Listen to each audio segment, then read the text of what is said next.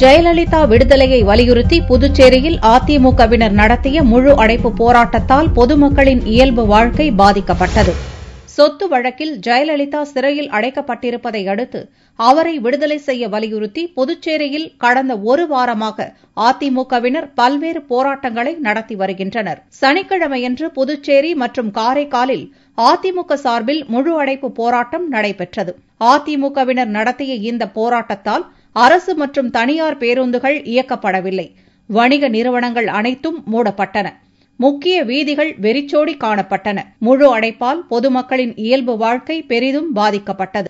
இதனிடையே அதிமுக மாநில செயலாளர் புருஷோத்தமன் தலைமையில் அண்ணா சாலையில் மறியலில் ஈடுபட முயன்ற 200க்கும் மேற்பட்டோரை போலீசார் கைது செய்தனர்.